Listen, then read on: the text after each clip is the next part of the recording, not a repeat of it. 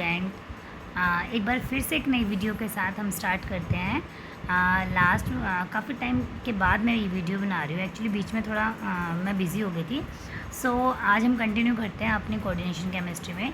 Coordination chemistry Ajay Kumar की जो हमने सीरीज़ स्टार्ट की हुई थी, मैं इसे कंप्लीट कर दूँगी क्योंकि इसी में से ही CSI नेट के जितने भी क्वेश्चंस हैं, आई थिंक 15 से 20 मार्क्स का क्वेश्चन पेपर आता है कोऑर्डिनेशन केमिस्ट्री का, वो इसी बुक से आता है।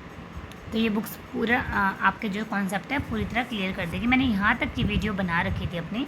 अगर आपने मेरी वीडियोस नहीं देखी है तो लास्ट वीडियोस मेरे चैनल पे जाके देखिए। उसमें मैंने चैप्टर 4 पे थे हम, तो वो लास्ट इस पेज तक मैंने वीडियो बना रखी है। इसके बाद हम कंटिन्यू करते हैं आगे। तो आज हम पढ़ेंगे जॉन टेलर डिस्टॉर्शन। आज हम बेसिकली पढ़ेंगे Jahn Teller distortion. Jahn Teller distortion क्या होता है? एक्चुअली हम पढ़ते हैं कि जो हमारे ऑक्टाहेड्रल कंपाउंड होते हैं वो होते हैं सिमेट्रिकल, है ना। उनकी स्ट्रक्चर होती है इस तरह से, symmetrical structure. Okay, but actual में ये स्ट्रक्चर ऐसे नहीं होती। एक्चुअल में ये एसिमेट्रिकल स्ट्रक्चर होती है। बिकॉज जो हमारी फिलिंग होती है, हम इलेक्ट्रॉन की फिलिंग करते हैं। हमने लास्ट क्लास में क्या करा था? स्प्लिटिंग पढ़ी थी, है ना। लास्ट क्लास में हमने स्प्लिटिंग पढ़ी थी। स्प्लिटिंग में हमने स्प्लिटिंग पढ़ी थी हमने डी ऑर्बिटल की। जब डी ऑर्बिटल स्प्लिट करते हैं तो वो T2G और EG में स्प्लिट कर जाते हैं ना। ये इस तरह की स्प्लिटिंग होती है। क्यों होती है, कैसे होती है, वो लास्ट वीडियोस में है मेरे। तो जब ये स्प्लिटिंग करते हैं तो यहाँ पे 3 ऑर्बिटल आ जाते हैं डी के, जिनकी एनर्जी कम होती है, और यहाँ ऊपर चले जाते हैं 2 ऑर्बिटल जिनकी एनर्जी हाई होती है। ठीक है, तो इनके अंदर जो इलेक्ट्रॉन की फिलिंग है, अगर वो सिमेट्रिकल फिलिंग हुई, लाइक 3 इलेक्ट्रॉन इसमें, 2 इलेक्ट्रॉन इसमें, ठीक है, 1 इलेक्ट्रॉन सभी ऑर्बिटल में, तो इनकी स्ट्रक्चर क्या होगी? सिमेट्रिकल होगी, ऑक्टाहेड्रल। ठीक है, बट अगर सिमेट्रिकल फिलिंग नहीं हुई, एसिमेट्रिकल फिलिंग हुई, तो स्ट्रक्चर में कुछ डिस्टॉर्शन आ जाता है, जिसको हम बोलते हैं जॉन टेलर डिस्टॉर्शन। और ये 2 तरह का डिस्टॉर्शन होता है, 2 टाइप का। एक होता है टेट्रागोनल कंप्रेशन एंड एक होता है टेट्रागोनल इलोंगेशन। तो आज की वीडियो में हम यही पढ़ेंगे। बेसिकली हमने यहाँ से स्टार्ट में ये जो मैंने आपको बताया है वो यहाँ भी दिया हुआ है कि लाइक 6 कोऑर्डिनेशन कॉम्प्लेक्स जो होते हैं, मेटल और लीगेंड के जो स्ट्रक्चर होते हैं वो ऑक्टाहेड्रल होते हैं। ठीक है, regular octahedral when the electronic arrangement like T2G EG ये सिमेट्रिकल फील्ड हो, मतलब जितने ऑर्बिटल हैं, 5 ऑर्बिटल है, पाँचों में एक एक इलेक्ट्रॉन की फीलिंग हो, तो वो सिमेट्रिकल फीलिंग होगी। ठीक है, सिमेट्रिकल फीलिंग को हम केमिस्ट्री के टर्म में नॉन डीजेनरेट भी बोलते हैं। ठीक है, it is because of the fact the symmetrical arrangement of electron will repel all the 6 ligand equally. Symmetrical अगर अरेंजमेंट है तो वो सभी 6 लिगेंड को इक्वली रिपेल करेंगे, तो हमारी स्ट्रक्चर क्या होती है? Regular octahedral. ओके, बट अगर सिमेट्रिकल फिलिंग नहीं हुई इलेक्ट्रॉन की, एसिमेट्रिकल फिलिंग हुई, तो फिर उसके अकॉर्डिंग स्ट्रक्चर चेंज हो जाती है। हम नेक्स्ट चलते हैं।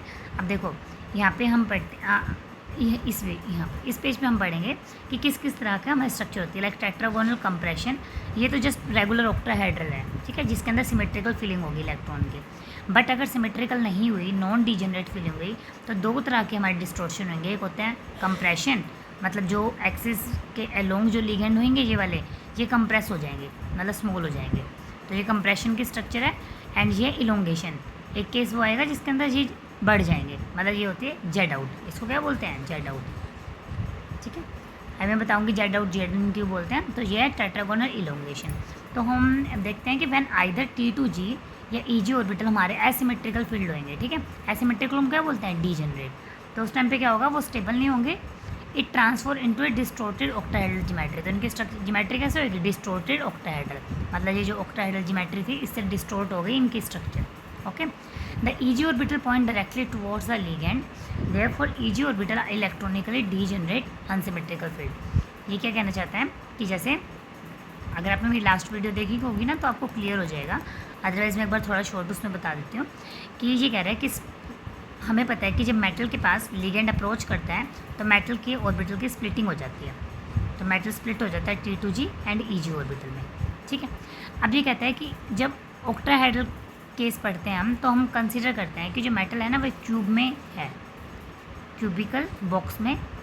हम सपोज ऐसे कंसीडर करते हैं कि जो मेटल है वो बीच में है क्यूब बॉक्स में, और जो लिगेंड है ना वो अलोंग द एक्सिस के अलोंग अप्रोच कर रहे हैं। और जो डी ऑर्बिटल की स्ट्रक्चर होती है DXY, DYZ एंड DZX, ये 3 तो होगी एक जैसी, और 2 ऑर्बिटल होते हैं DX² - Y² एंड DZ²। ये दो ऑर्बिटल होते हैं अलोंग द एक्सिस, इनकी स्ट्रक्चर होती है ना अलोंग द एक्सिस, एक्सिस के अलोंग इनकी स्ट्रक्चर बनती है, जैसे जेड एक्सिस के अलोंग बनेगी इसकी एक स्ट्रक्चर, इसकी भी अलोंग द एक्सिस बनती है। तो जब ये दोनों ऑर्बिटल किस में आते हैं, ईजी में, ठीक है। तो जो लिगेंड की अप्रोच है ना वो अलोंग द एक्सिस ही आती है। तो इसका मतलब क्या है कि ईजी जो ऑर्बिटल है उसके अलोंग लिगेंड अप्रोच करते हैं। जब उसके अलोंग लिगेंड अप्रोच करेंगे तो ये क्या होंगे, इसके अंदर ये क्या सबसे ज़्यादा स्प्लिट होगा, क्योंकि ये क्या रिपेल करेगा, जो लिगेंड के इलेक्ट्रॉन है एंड इसके अंदर जो इलेक्ट्रॉन है मेटल के अंदर ईजी के अंदर, वो एक दूसरे को रिपेल करेंगे, तो इसमें स्प्लिटिंग होगी। अब सपोज अगर इसमें एक एक दो इलेक्ट्रॉन है, वन वन इलेक्ट्रॉन है, तो मतलब सिमेट्रिकल फील्ड है, सिमेट्रिकल फील्ड है तो स्ट्रक्चर कैसे होगी, रेगुलर ऑक्टाहेड्रल। बट अगर जो एसिमेट्रिकल फील्ड हुआ, सपोज अगर हमारी कॉन्फ़िगरेशन 9 भरनी है, हमें 9 करनी है कंप्लीट, ठीक है, हमारी इलेक्ट्रॉनिक कॉन्फ़िगरेशन है 9 D9, तो 1 2 3 4 5 हो गए, 6 7 8 9, ठीक है। इस केस में ईजी का जो ऑर्बिटल है, ईजी में 2 ऑर्बिटल है ना, तो ईजी के जो 2 ऑर्बिटल हैं, एक ऑर्बिटल के अंदर इलेक्ट्रॉन आएंगे 2 और एक ऑर्बिटल के अंदर इलेक्ट्रॉन आएगा 1, ओके। ये ईजी और इसमें आएंगे 2 इलेक्ट्रॉन एंड इसमें आएगा 1 इलेक्ट्रॉन। तो ये क्या हुआ, ये एसिमेट्रिकल फील्ड हुआ। तो some ligand are repel more than the other, तो यहाँ पे क्या होगी, रिपल्शन ज़्यादा होगी। Therefore there is significant distortion in octahedral complex, तो इसके अंदर क्या होगा, डिस्टोर्शन हो जाएगा हमारी ज्योमेट्री में, ठीक है। And orbital lie in between the, therefore electronical degenerate T2G orbital causes small distortion. इसका क्या मतलब है कि जो 5 ऑर्बिटल थे डी के, DXY DYZ एंड DZX, ये इन बिटवीन एक्सिस होते हैं। इनकी जो स्ट्रक्चर है आप लोगों ने पढ़ी होगी, इनकी जो स्ट्रक्चर होती है, अगर ये Z है ये X है तो ये इन बिटवीन एक्सिस बनते हैं ना, ये इन बिटवीन है। बट जो लिगेंड है वो एक्सिस के अलोंग अप्रोच कर रहा है। अगर लिगेंड ऐसे अप्रोच कर रहा है हमें, तो जो एक्सिस के अलोंग ऑर्बिटल होंगे कौन से होते हैं एक्सिस के along, DZ² and DX² minus Y², ठीक। तो ये क्या करेंगे, ये ज़्यादा रिपल्शन फील करेंगे जो एक्सिस के अलोंग होंगे, क्योंकि लिगेंड भी उसी तरफ आ रहा है जिस तरफ हमारी ऑर्बिटल है। तो उस केस में क्या होगा कि इस केस में यहाँ पे डिस्टोर्शन ज़्यादा होगा और बजाय इसके कंपैरिजन टू दिस ऑर्बिटल। तो it means DZ² and DX² minus Y² के अंदर डिस्टोर्शन मोर होगा, कंपेयर करेंगे हम DXY DYZ एंड DZX, ठीक है। तो इस चीज़ में वो ये समझाना चाह रहा है हमें कि जो डिस्टोर्शन होगा वो ईजी के अलोंग ज़्यादा होगा, क्योंकि ईजी के अलोंग जो डी के ऑर्बिटल है वो अलोंग द एक्सिस होते हैं, है ना। और जो T2G के अलोंग हमारे ऑर्बिटल होते हैं वो इन बिटवीन द एक्सिस होते हैं, तो उसमें डिस्टोर्शन सबसे कम होगा।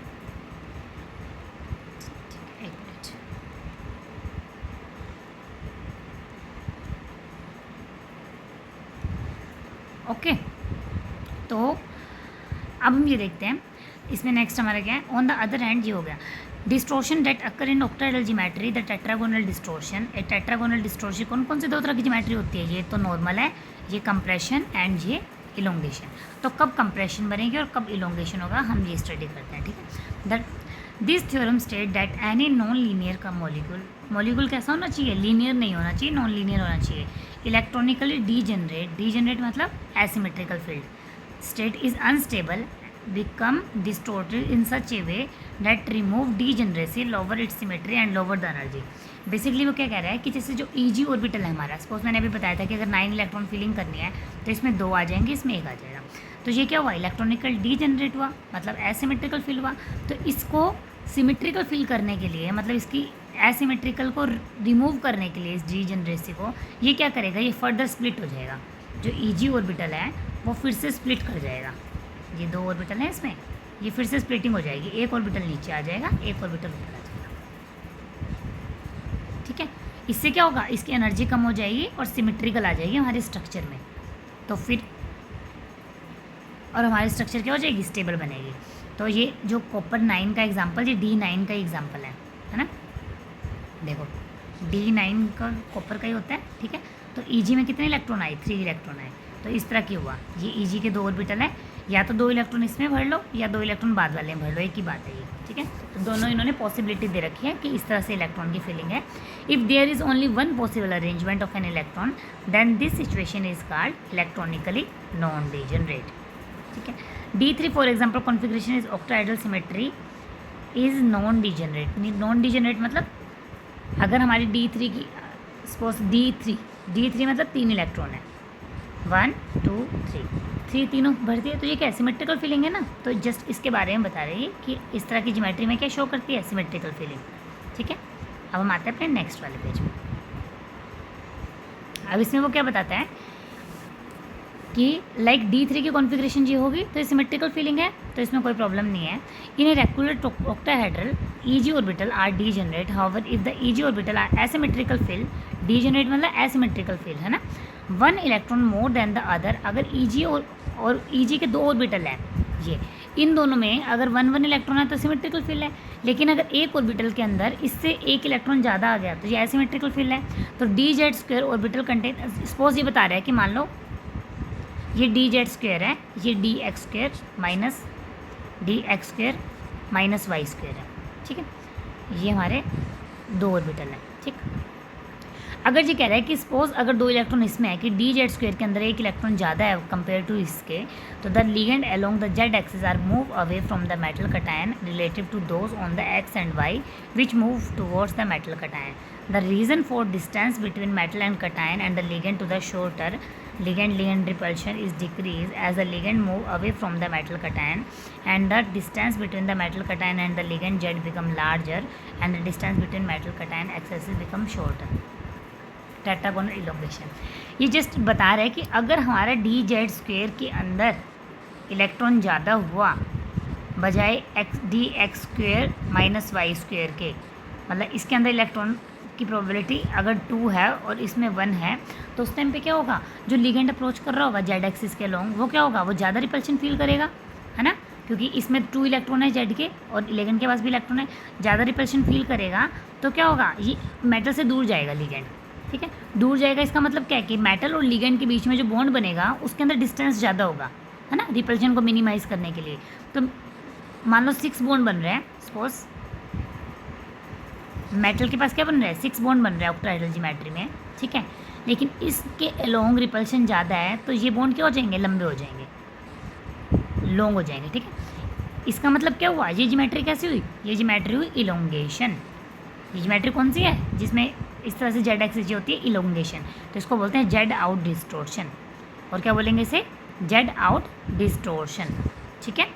Since the ligand on Z axis are at larger distance from metal cation and ligand, the DZ² orbital will experience a decrease in repulsion from the ligand and therefore energy of the J will decrease and hence the orbital stabilize.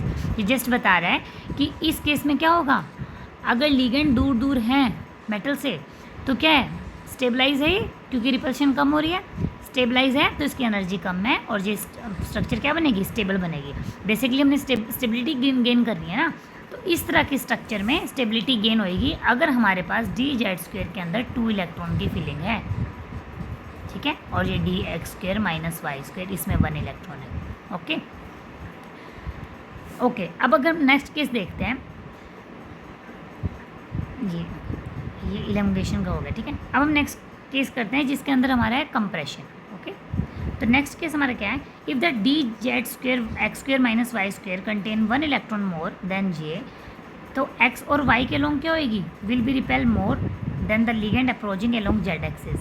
It is because of the fact that the electron density orbital is greater than, वही case लगाएंगे हम। अगर हमारे पास ये EZ है, EZ के अंदर ये DZ² DX² minus Y², suppose हमें इसमें 2 इलेक्ट्रॉन भरते हैं, इसमें 1 है, तो इसमें इलेक्ट्रॉन ज़्यादा है, इसमें इलेक्ट्रॉन ज़्यादा है, तो जो लिगेंड अप्रोच करेगा तो रिपल्शन होगी ज़्यादा।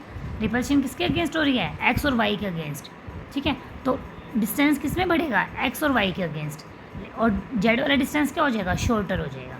तो Z वाला एज इट इज़ रहेगा ये वाला, और ये क्या हो जाएंगे, ये लॉन्ग हो जाएंगे, ठीक है। तो ये लॉन्ग हुए इसलिए शॉर्ट दिख रहा है हमें, ये शॉर्ट नहीं हुआ, ये तो एज इट इज़ था अपनी पोजीशन में, बट ये लॉन्ग हो गए। तो उससे हमें क्या मिला, इसको हमने कहा स्ट्रक्चर, ये ज्योमेट्री कौन सी होती है, कंप्रेशन। तो हमें क्या दिख रहा है, वो हमें दिख रहा है टेट्रागोनल कंप्रेशन, मतलब Z इन, इसको हम क्या बोलेंगे, जेड इन। मतलब जेड क्या हुआ, यहाँ जेड है, ये जेड एक्सिस है, ये बाहर आ गए तो ये अंदर चले गए ना अपने आप ही, तो इसको बोला है जेड इन ज्योमेट्री, जेड इन। ठीक है, तो जो कंप्रेशन वाला केस कौन सा है, जेड इन। और क्या नाम है, इलोंगेशन वाला कौन सा है, जेड आउट। ठीक है, तो ये क्लियर हुआ ना कि क्या होता है कि ऑक्टाहेड्रल ज्योमेट्री हमारी ऑक्टाहेड्रल, एक्चुअल में ऑक्टाहेड्रल नहीं मिलती अगर उसके अंदर इलेक्ट्रॉन की फीलिंग मेटल के अंदर इलेक्ट्रॉनिकली डीजनरेट कंडीशन में है, मतलब उनकी एनर्जी सेम नहीं है। उस केस में हमारे पास क्या होता है, दो केस आते हैं, एक आता है कंप्रेशन टेट्रागोनल और एक आता है इलोंगेशन। ठीक है, इलोंगेशन कब आता है, अब सपोज हमारे पास T2G और EG दो ऑर्बिटल में स्प्लिट हुआ है D के। ठीक है, EG की स्प्लिटिंग ज़्यादा होती है क्योंकि EG के जो D ऑर्बिटल के ऑर्बिटल हैं उनकी खुद की ज्योमेट्री वैसे ही होती है जैसे लिगेंड अप्रोच कर रहे होते हैं। तो अगर इसके अंदर DZ² के अंदर 2 इलेक्ट्रॉन हुए और इसमें 1 हुआ तो ये क्या होगा, ज़्यादा रिपेल करेगा तो क्या हो जाएगा, इलोंगेट हो जाएगा। ठीक है, तो ये हो जाएगा टेट्रागोनल इलोंगेशन। और अगर इसमें एक इलेक्ट्रॉन एक्स्ट्रा हुआ तो वो कौन सा केस होएगा, टेट्रागोनल कंप्रेशन। ठीक है, चलो अब हम नेक्स्ट चलते हैं। अब जैसे इन्होंने एक ज्योमेट्री दे रखी है हमारे पास, देखो मैं समझाती हूँ, ये सबसे इम्पोर्टेंट है। इसमें क्या है कि सपोज हमारे पास ये D free metal D electron है, इनके पास सारी एनर्जी सबकी इक्वल है। जब इनको लिगेंड अप्रोच करेगा, एक बार एक्साइटेड स्टेट में जाएंगे, इसको बोलेंगे एवरेज एनर्जी।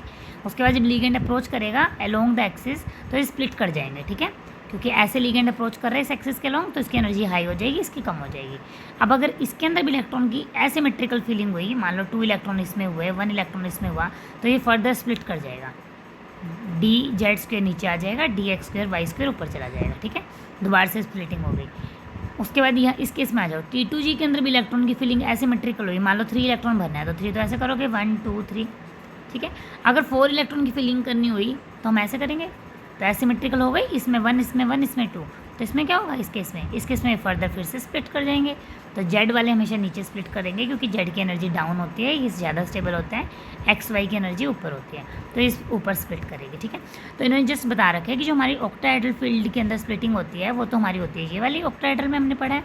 ठीक है, स्प्लिटिंग ऑफ, और इलोंगेशन की बात करते हैं, इलोंगेशन किसमें, जिसमें जेड आउट हो जाते हैं, तो उसमें कैसे स्प्लिटिंग हो जाती है, मतलब इसकी जेड कहाँ जाएगा, स्टेबल होगा ना, आउट कब होएगा, जब वो स्टेबल होना है, तो जेड की स्प्लिटिंग यहाँ हो जाएगी, इसके ऊपर चली जाएगी। ठीक है, और जो लास्ट वाला केस है ये वाला ये स्क्वायर प्लानर का केस है। अगर कंपाउंड स्क्वायर प्लानर ज्योमेट्री में है तो इसकी एनर्जी इससे भी कम आ जाएगी, ये और डाउन चला जाएगा, ये जस्ट ऊपर चला जाएगा। ठीक है, तो वो हम स्क्वायर प्लानर के केस में देख लेंगे। ठीक है,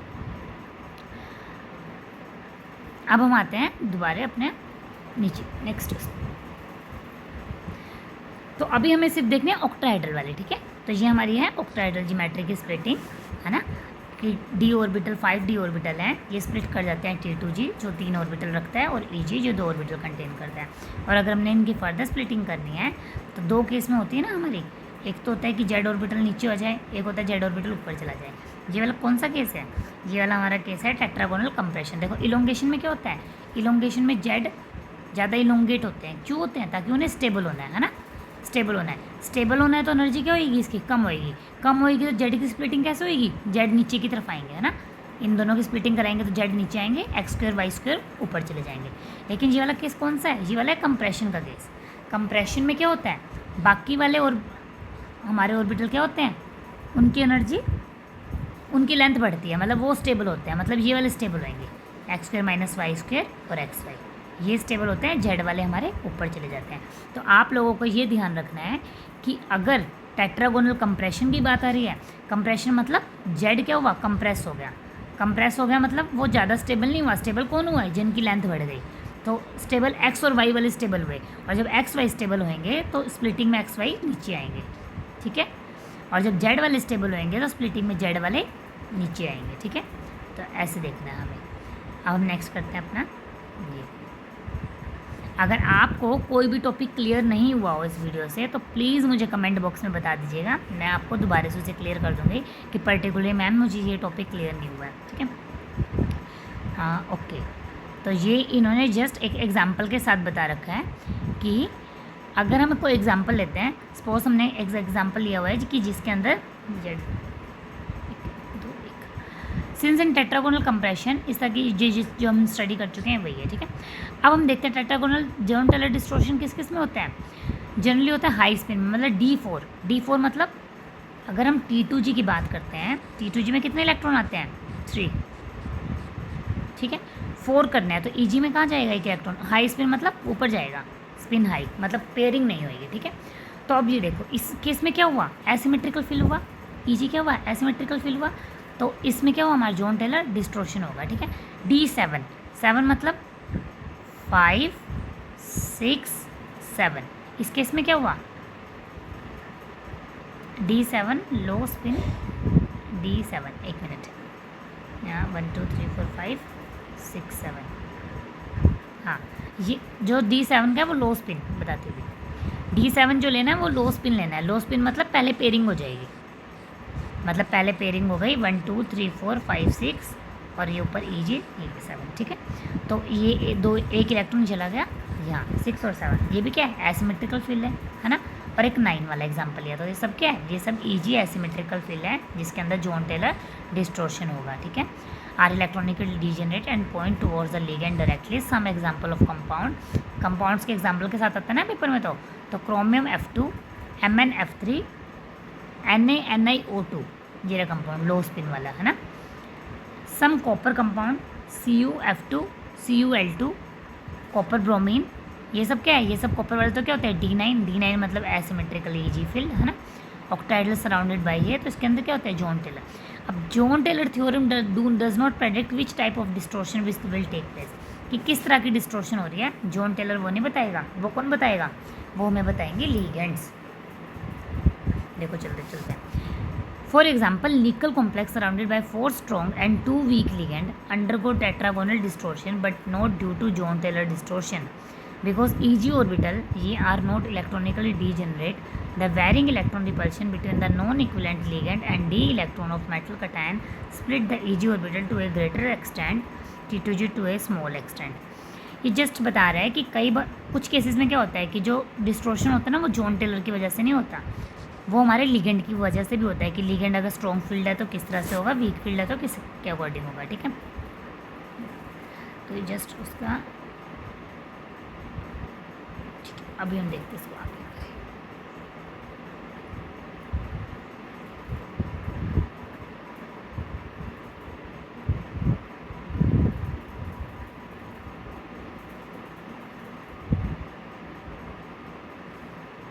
तो यहाँ पे वो बता रहे हैं इस केस में कि जनरली जो हम पढ़ते हैं ना, जो हमारे T2G वाले डिस्टॉर्शन होते हैं ना वो क्या होते हैं वीक होते हैं, और EG वाले क्या होते हैं स्ट्रॉन्ग होते हैं, ठीक है। तो हमारे जॉन टेलर में 2 टाइप के डिस्टॉर्शन होते हैं, एक होता है स्टैटिक डिस्टॉर्शन और एक होता है डायनेमिक डिस्टॉर्शन। देखो नाम से पता लग रहा है, स्टैटिक मतलब जो रेस्ट एक बार मतलब स्टैटिक हो रहेगा हमेशा, एक बार हो जाएगा, तो डायनेमिक मतलब जो चेंज होता रहेगा। तो some complex show tetragonal distortion under all condition, हर कंडीशन में शो करते हैं। This distortion is called static, मतलब एक बार शो किया है तो हर कंडीशन में शो कर रहा है, तो उसको क्या बोलेंगे स्टैटिक, ओके।